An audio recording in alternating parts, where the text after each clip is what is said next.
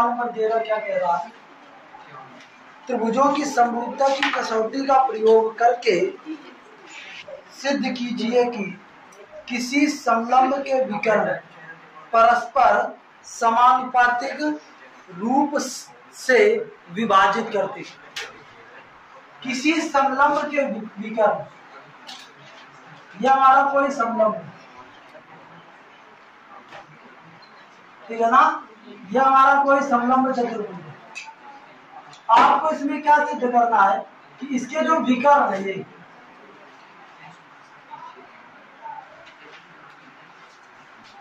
ये एक दूसरे को कहां पे प्रतिच्छेद कर रहे हैं? कह रहे ये एक दूसरे को समानुपातिक रूप से प्रतिच्छेद करते हैं। मतलब जो हमारा OA और OC का अनुपात होगा, मतलब आपको यहाँ पे सिद्ध करना है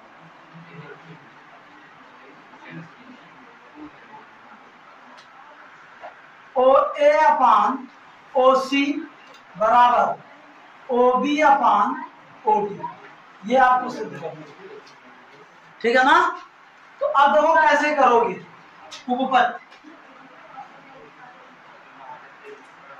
अब आपका यहाँ पे दिया क्या है? सबसे पहले दिया है हमारा कि जो ABCD है वो हमारा क्या है?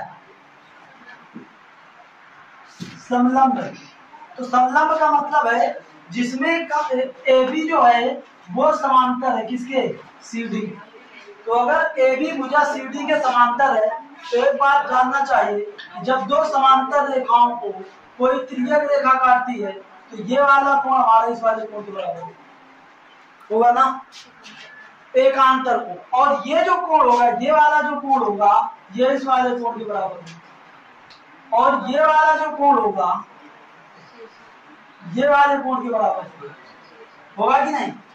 तो यहां से मैं इसी बात को लिख सकता हूं कि अगर मैं ले लूं यहाँ पे त्रिभुज AOB, वह त्रिभुज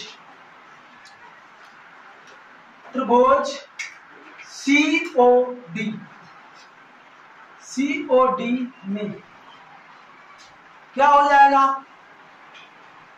यहां पे हमारा कोण OAB बराबर है OCD, कोण हमारा OBA बराबर है ODC, और कोण हमारा AOB बराबर है COD। तो ये हमारा जो त्रिभुज हो जाएगा AOB वो हमारा समरूप हो जाएगा किसके? त्रिभुज COD हो जाएगा ना। और जब ये त्रिभुज समरूप हो गए तो इनकी संगत भुजाओं का अनुपात AO अपान CO बराबर होगा किसके? OB अपान OD। और यही तुम्हें क्या करना है? सिद्ध करना। देख सकते हो, यही तुम्हें सिद्ध करना है। बताओ कोई दिक्कत होगी क्या? कोई समस्या? आगे देखो, नेक्स्ट फिर अगला सवाल देखते हैं। BAC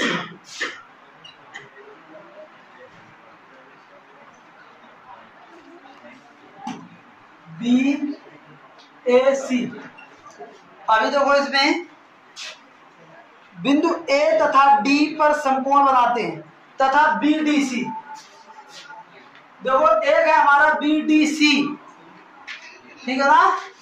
तो BDC जो होगा वो हमारा समथिंग ऐसे होगा, वो हमारा ये हमारा यहाँ पे समकोण बनाता है, ये हमारा यहाँ पे समकोण बनाता है, ठीक? ये दोनों 90 डिग्री का, ये वाला भी एंगल 90 डिग्री, ये भी वाला हमारा 90, ठीक? आगे देखो, तथा दोनों एक ही आधार BC पर, देखो दोनों एक ही आधार पर बने, ये इनका आधार है, इस पर एक ये बना है और इसी पर ये बना, ठीक है ना? यदि AC तथा BD परस्पर बिंदु AC तथा BD, AC तथा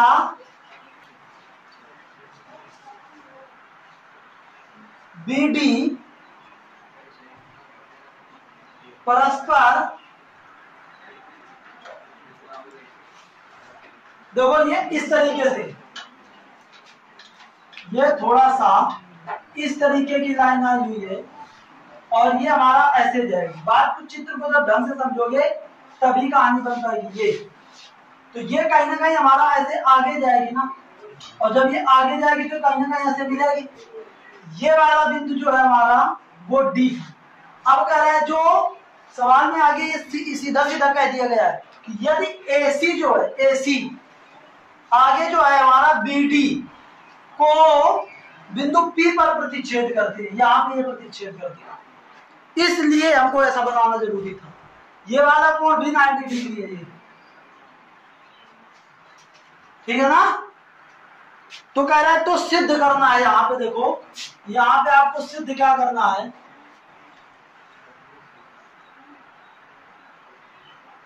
सिद्ध करना है एपी इंटू पीसी,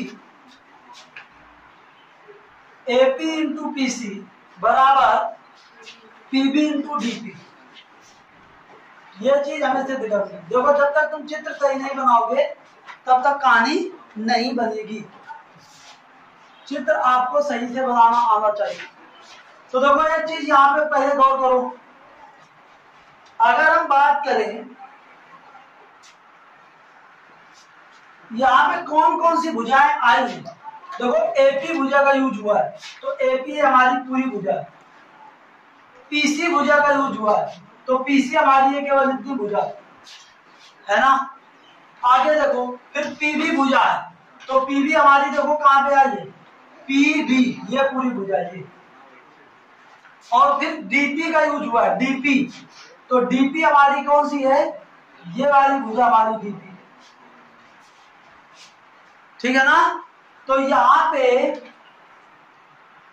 कौन कौन सी भुजाएं आ रही है उन पर एक बार मार्क करें तो ये पूरी एसी आ रही है, ये हमारी पीसी भुजा आ रही है, और फिर इसके बाद पीबी भुजा आ रही है, पीबी आ रही है, और हमारा डीपी आ रही है। तो देखो अगर ये वाला कोण 90 डिग्री है तो ये वाला भी कोण हमारा 90 डिग्री होगा। तो एक काम करते हैं, हमको अगर हम यहाँ से अगर ध्यान से बात को देखें तो एक हमारा त्रिभुज ये दिखाई दे रहा है, दिखाई दे रहा है ना, और एक हमारा पूरा का पूरा ये त्रिभुज दिखाई दे रहा है, दिखाई दे रहा है।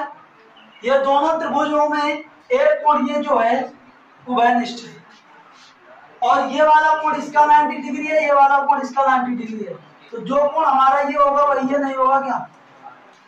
तो बताओ अगर मैं बात करूं किसकी, त्रिभुज सीडीपी की, सीडीपी की, तो वो हमारा समरूप होगा किसके, सीएबी के, लो नहीं, सीडीपी जो होगा वो हमारा समरूप होगा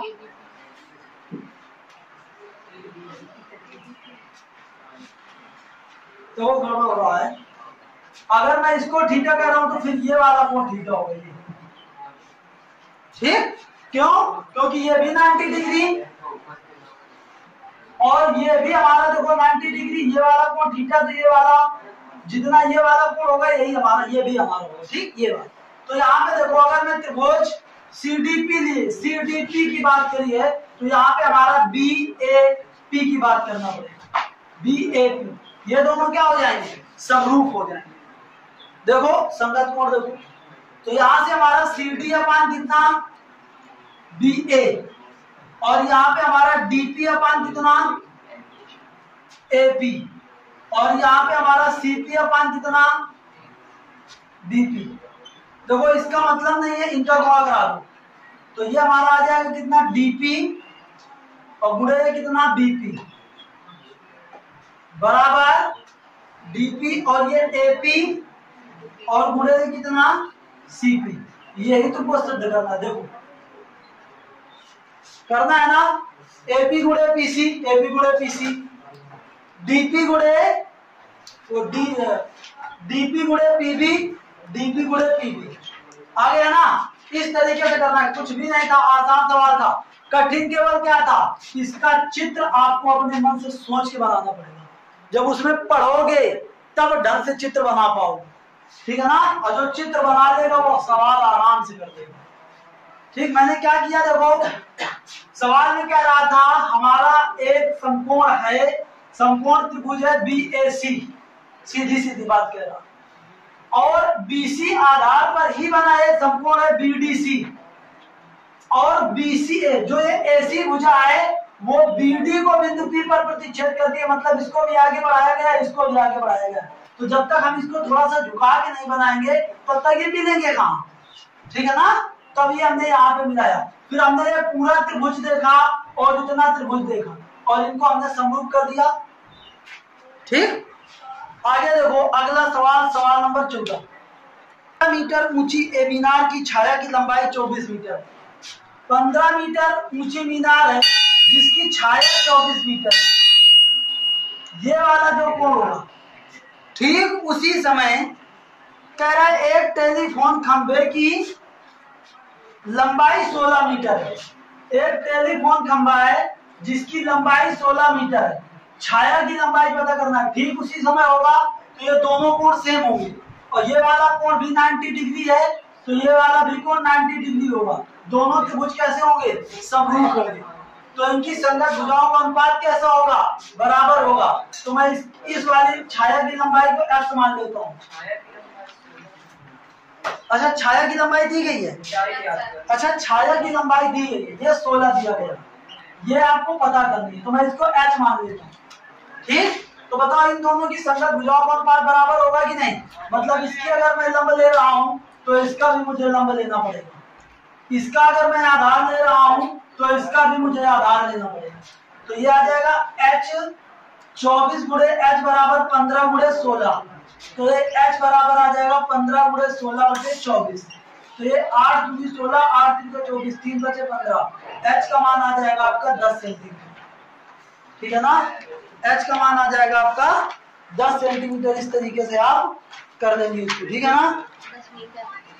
हाँ, अच्छा मीटर में है, हाँ तो 10 मीटर, ये सारी चीजें देखो मीटर में है तो मीटर में। ठीक।